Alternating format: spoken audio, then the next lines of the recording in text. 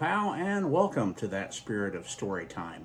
I'm on summer hiatus here at the Spirit of Storytime, getting ready for my October and Christmas stories. Got scores of them coming at you this season, but every few weeks I'll hop on here and give you a summer-themed poem or story.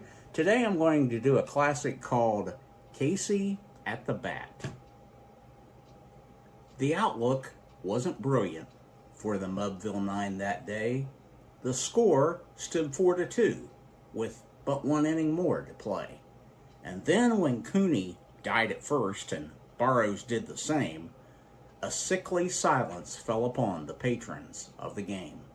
A straggling few got up to go in deep despair. The rest clung to the hope which springs eternal in the human breast. They thought if only Casey could get a whack at that, why, they'd put up even money if they get Casey at the bat. But Flynn preceded Casey, as did also Jimmy Blake. Now the former was a Lulu, and the latter was a cake.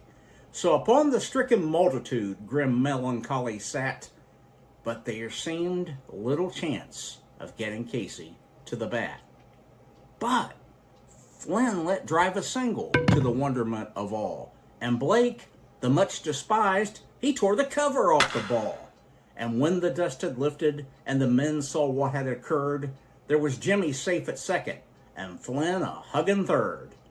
Then from 5,000 throats and more there rose a lusty yell.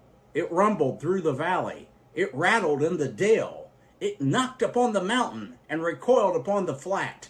For Casey, mighty Casey, was coming to the bat. There was ease in Casey's manner as he stepped into his place. There was pride in Casey's bearing and a smile on Casey's face. And when responding to the cheers, he lightly doffed his hat. No stranger in the crowd could doubt 'twas Casey at the bat. 10,000 eyes were on him as he rubbed his hands with dirt. 5,000 tongues applauded when he wiped them on his shirt.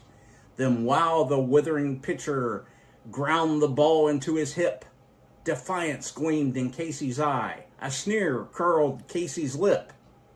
And now the leather-covered sphere came hurtling through the air, and Casey stood a-watching in a haughty grandeur there. Close by the sturdy batsman, the ball unheeded sped. "That ain't my style," said Casey. "Strike one," the umpire said. From the benches, black with people, there went up a muffled roar, like the beating of a storm waves on a stern and distant shore. "Kill him! Kill the umpire!" shouted someone from the stands. And it's likely they would have killed him had Casey not raised his hand. With a smile of Christian charity, great Casey's visage shone. He stilled the rising tumult. He bade the game go on.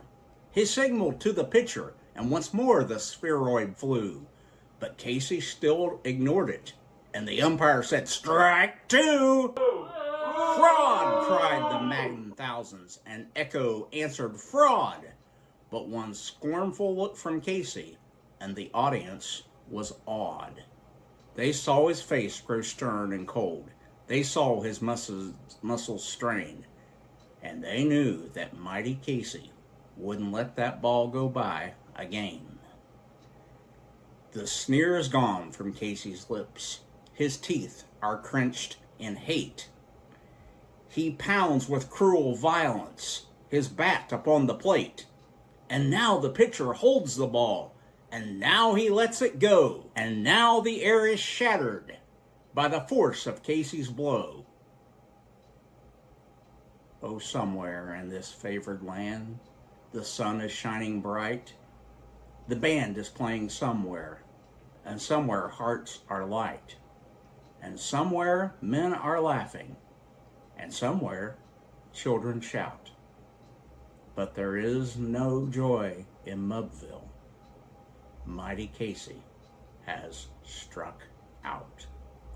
I hope you guys all have a very pleasant summer. Please hit like and subscribe so you'll know when we're back. I'll do a few more tales through the summer, but about September 15th, I'm really going to gear up, and I've got a bunch of tales to tell you, and I can't wait.